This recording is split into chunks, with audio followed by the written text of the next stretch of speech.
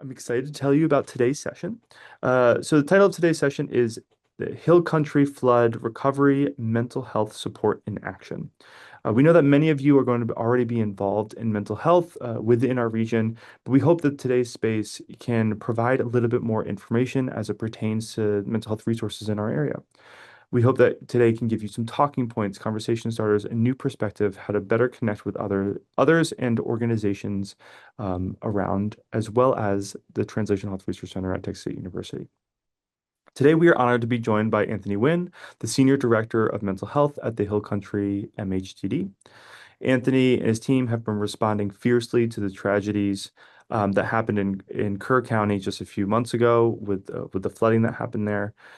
Today, he will be speaking to us about his experience as a mental health first responder, as well as emergency preparedness as it pertains to mental health from his perspective. So, without further ado, I'm going to pass it to Anthony.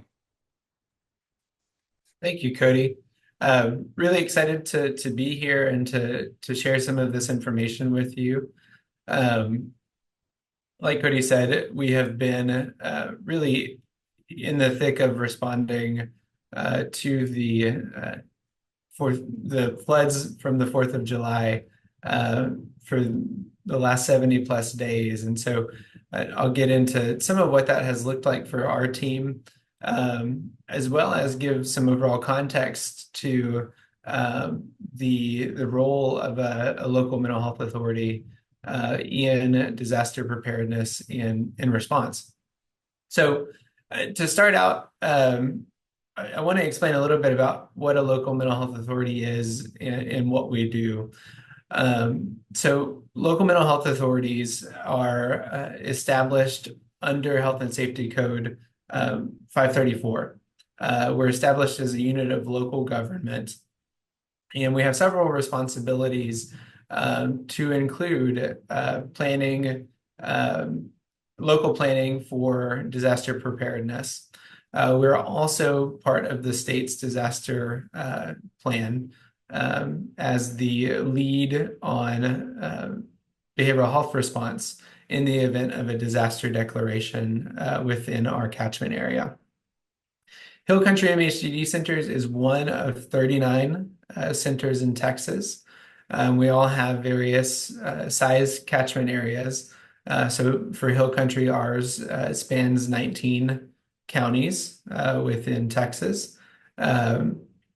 Those counties range from Hays County up to Kerrville County, Menard, Schleicher, all the way out to Del Rio. So we cover a little bit over 24,000 square miles.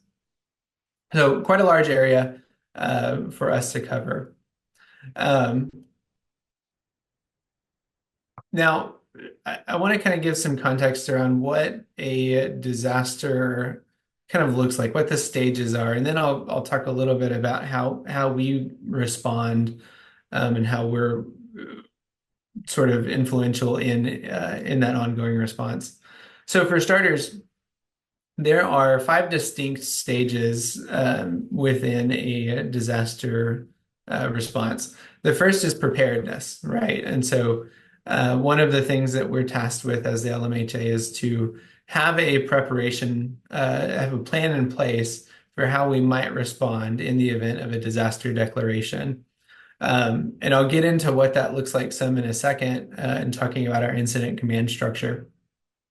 The second is the impact phase.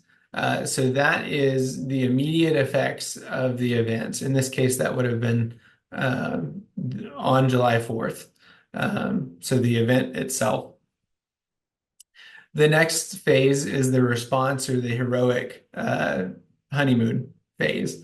That's usually within the first hours and weeks of a disaster. And in that phase, we see a lot of focus on moving forward, supporting one another.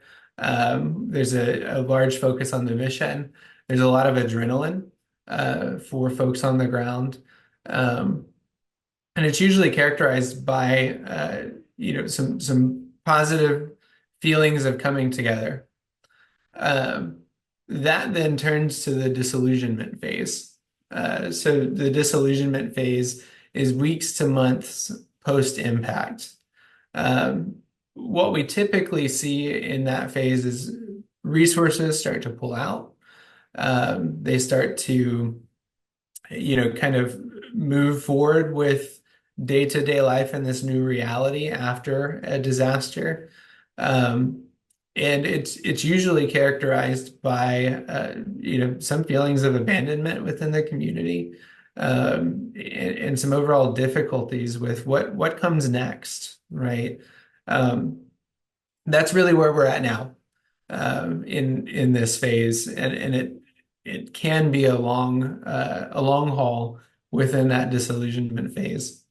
And then the fifth is recovery or reconstruction, and that happens in the months and years after a disaster. So, as you can see, this is never a short-term prospect for us, particularly as the LMHA, because we are uh, in those communities, right? They are our communities. We're there before a disaster event, and we will be there long after. And so for us, really keeping in mind and planning for that long term is really, really important to us. And it's something that we put a lot of emphasis on from the get-go in this case. Um, so I'll talk a little bit about our incident command structure. Um, so we operate under an incident command structure that's really it's standardized, but it's also flexible, right? And so that's one of the things that FEMA and HHSC, Disaster Behavioral Health, really have provided us with some education on. We established that structure after the 2015 floods in Wimberley. And so we really learned from that event, and established a structure that took into account um, command, operations, planning, logistics, and the finance for the administration so that we would be able to quickly respond to an incident of this nature.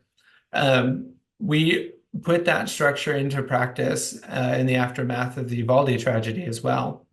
Uvalde is one of the counties that we serve, um, and uh, we found a lot of success in utilizing that incident command structure to help care for that community in the days, weeks, months, and years after the tragedy there.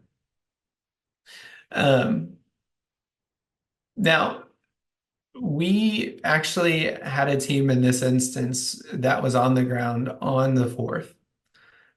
So when it became clear that there was a disaster situation happening, we had a team on standby, ready to respond.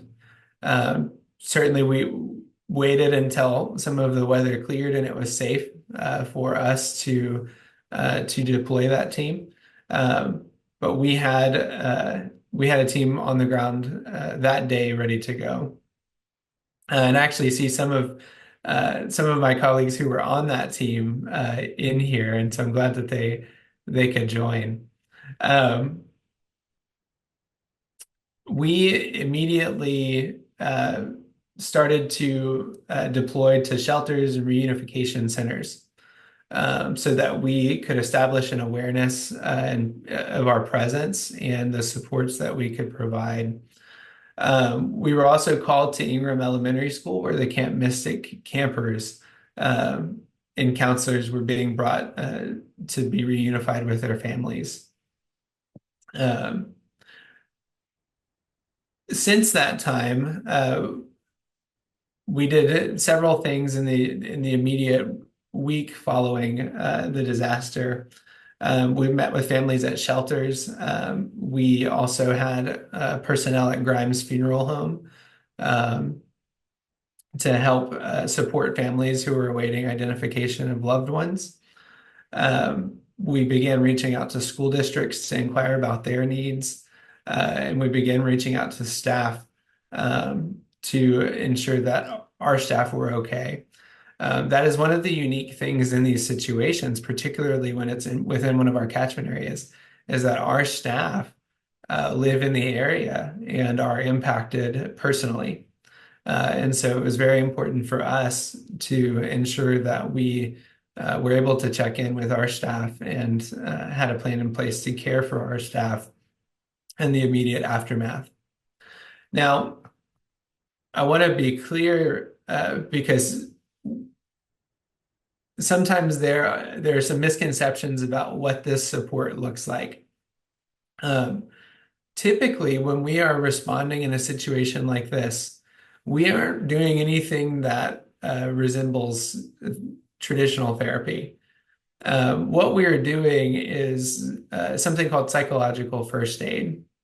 And the idea behind psychological first aid is that we are working with individuals who are in acute distress, who are overwhelmed. And our task is to try to reduce that overwhelm through helping to meet that individual's immediate needs. And so often what that looks like is sitting with individuals, hearing them, connecting with them, building that rapport. Sometimes it's handing them a bottle of water and making sure that they have that immediate need met. Um, it's really, again, building that connection. And when we are in acute distress, we really need that to help us regulate, right? So we, in some ways, become sort of an external emotional regulator for this individual who's in distress um, to help them regulate, right? Um, and so it looks very different from a traditional therapeutic relationship or even a skills training type relationship. We're not necessarily trying to work through the issue at that point. What we're trying to do is reduce stress levels as much as possible. With the ultimate goal of preventing any sort of long-term difficulty as a result of that trauma. Um, Actually, one of our partners put it in a way that I thought was really insightful. He said, post-traumatic stress is expected. Post-traumatic stress disorder can be prevented. And that really, I think, embodies a lot of what we're trying to do, particularly in those first days and weeks, but even now at this point. So at this point, a week in, 2 weeks in, we're doing a lot of that psychological first aid and really engaging people where they're at. And I mean literally where they're at. We had staff out on ATVs on the riverbed where people were searching through piles of debris. We were taking water out, we were checking in on them, making sure that folks are staying hydrated and providing support. Now, as we were doing this, we made some strategic decisions to identify ourselves with green shirts. And so I'm wearing one today. They're green shirts with our Hill Country logo on them. And the idea is that green is a color that is associated with safety. And so we wanted people to be able to easily identify our staff when we were out there so that they could seek support, on their own terms when they needed it. And we saw a lot of success with that strategy. We actually had, in some of the locations we were at, we had people saying, "Hey, I need a green shirt over here." And we were able to go and provide support in that instance. So we really became known by our green shirts. And actually, when I was serving an incident command, as one of the incident commanders, I went to visit one of our teams out in Center Point, and someone saw us out there on the side of the road with our green shirts and pulled over. And it was someone that we had spoken with the week prior, and he just wanted to stop and say thank you. Because it was really helpful for him, and he felt as though it really did help reduce that stress. So, having that identifier was really important. And actually, we had five of our sister LMHAs come and help. This was a massive undertaking for us. And so we called in some assistance, and our partners graciously sent teams to help us out. Those LMHAs were Camino Real, Integral Care, Bluebonnet Trails, Center for Healthcare Services, and Tropical. Uh, and each of those teams really dove right into the green as our signature. And they were wearing a green vest that said emotional response team. So that again, we were easily identifiable out in the community and people could approach us to make sure that their needs were met. So it was really it was wonderful to see that teamwork, and I think that incident command structure really allowed for that to happen, um, and allow for that seamless blend of personnel to come in and work toward the same mission with the same strategies. Uh, Now, as the response went on, a few things happened that sort of changed the game for us. One of those things was our Senior Director of Clinical Care, Dr. Ashley Miller, worked to stand up the Emotional Support Center, which is a building, or it's within our headquarters building at 819 Water Street in Kerrville. And essentially what it was is a walk-in support center.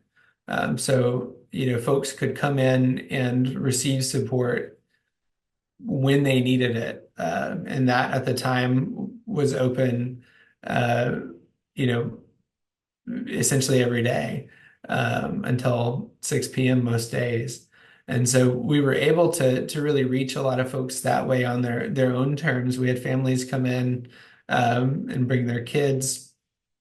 Uh, we had some first responders come in to receive support there. And so it really became, I think, a symbol for the community. We actually had one of our peer specialists actually helped to design and paint a mural on that emotional support center. Um, uh, and created a way for the community to contribute to that mural by leaving their handprint in paint on the windows. And so we invited the community to come make their mark. Everybody who served on one of the disaster response teams left their handprint in green. And so we have now this massive window mural with all of our handprints, and I think it's a testament to the teamwork that went into all of this. And it's become sort of a symbol of hope for the community. Now, we also had in, I believe it was the second week of our response, we had two mobile mental health clinics. So they're vans that are outfitted for telehealth delivered to our headquarters. That was a bit of a stroke of luck. We had already planned to get those and to implement them as part of our rural access. But because of what was going on, we pivoted and they rolled off of the trailer and into the field. And we immediately began positioning those mobile mental health units in Hunt and in Centerpoint, so that we could increase access to our care and increase our presence in those communities. Uh, it really worked out well. We used both vans initially as sort of a cool off site for folks that were out there. Became very hot out in the community, and a lot of these folks were, constantly working long hours. And so, we sort of advertised as, hey, come in, cool off, and while you're here, we'll check on you. Which really goes hand in hand with that psychological first aid perspective of let's meet that initial need and build connection through that. At this point, we are entering a different phase of this response. So we had our incident command structure formally mobilized for 71 consecutive days. Over that time, we served we had about 18,000, a little over 18,000 contacts. So our teams were very busy day in and day out. At this point, we have demobilized our incident command structure, and we're transitioning into something called the crisis counseling program. And the crisis counseling program is funded through FEMA, and it essentially allows us to continue the recovery activities over the course of the next year. Now, we'll be doing a lot of both psychological first aid and skills for psychological recovery, which is sort of that next step in the process over that time span. And again, the goal is to really help prevent long-term mental health effects of the tragedy. And so we're excited to be transitioning into that new phase. And certainly that will be a hallmark of the next year.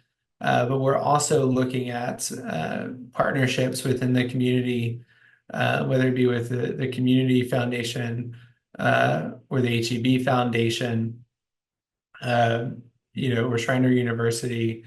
We're looking at all potential partnerships to really keep this going long term and make sure that supports are available for those that need them. And that's one of the things that Uvalde really taught us is that it's a long haul.